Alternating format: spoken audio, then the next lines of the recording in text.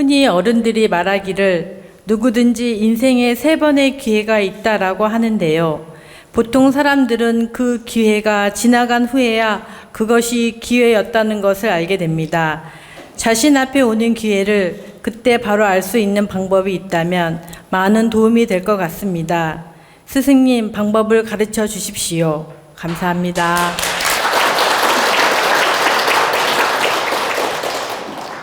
우리가 기회가 오는 것을 아는 방법이 여러 가지가 있는데, 첫째는 우리가 사주팔자, 대운 이런 걸 점검해 가지고 나에게는 언제 대운이 오고 언제 세운이 와서 참 움직이고 활동하고 확장시켜 나가면 좋은 시기인지, 또 움츠리고 자제하는 게 좋은 시기인지, 이런 걸 큰 흐름을 사주 대운을 통해서 1차 점검을 할 필요가 있습니다. 1차 점검을 해서 나한테 기회가 오는 시기인지 한정인지, 이런 건 1차 운명을 통해서 점검해 보는 게 좋다. 그리고 2차적으로는 내가 스스로 감지하는 법이 있는데, 내가 억지로 어떤 물건을 따라가서 얻으려는 건 기회가 아니에요.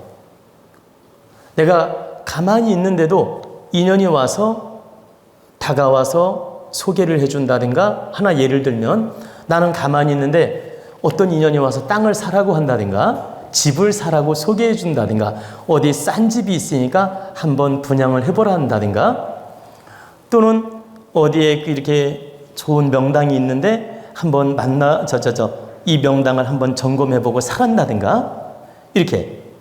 그리고 어떤 좋은 인연이 있는데 내가 소개해 줄 테니까 만나보란다든가, 이렇게 나는 가만히 있는데 어떤 인연이 와서 기회를 주는 거예요.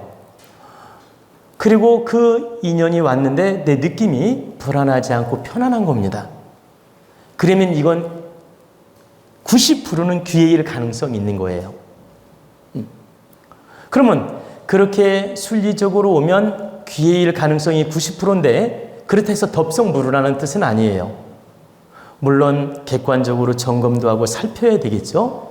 그러나 제가 말씀드리는 건 순리적으로 긍정으로 자연스럽게 인연이 와서 나를 돕고자 할 때는 90%가 긍정적이고 희망적이다, 기회다, 이렇게 보시면 됩니다.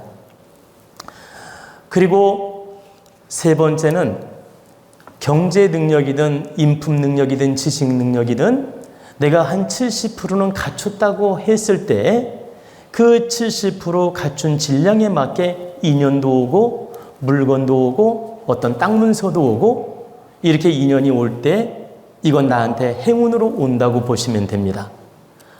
우리가 경제적으로 예를 들어야 금방 이해가 되기 때문에 제가 경제로 예를 들겠습니다. 여러분이 한 10억 정도 재산을 모아놨어요. 예를 드는 겁니다. 10억 정도 재산을 모아놨는데 어떤 친구가 와서, 야, 어디에, 서울 어디에 좋은 건물이 하나 나왔는데 그게 한 20억짜리인데 한 15억이면 살 수 있다고 한다. 근데 네가 형편이 되면 이 건물을 한번 점검해봐서 사라. 이렇게. 그러니까 20억짜리 물건인데 15억이면 잡을 수 있다.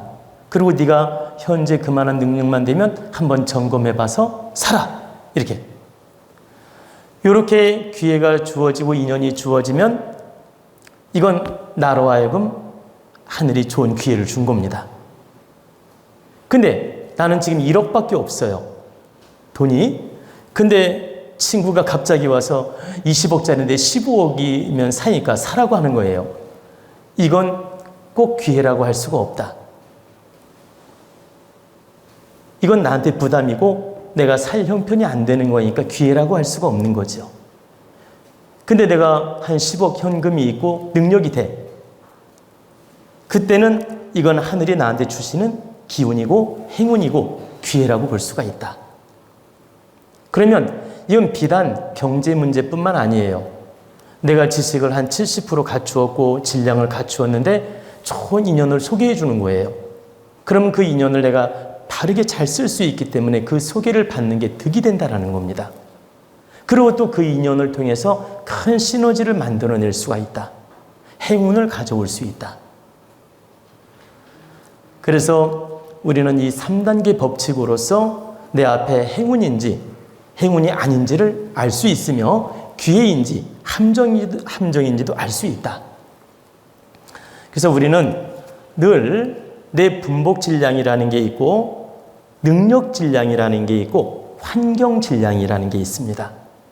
분복, 능력, 환경 질량을 늘 점검해 가지고 어떤 인연이 오거나 기회가 올 때 그걸 잘 쓰는 노력을 하면 나한테 행운이 되고 기회가 되고 복이 되는 겁니다.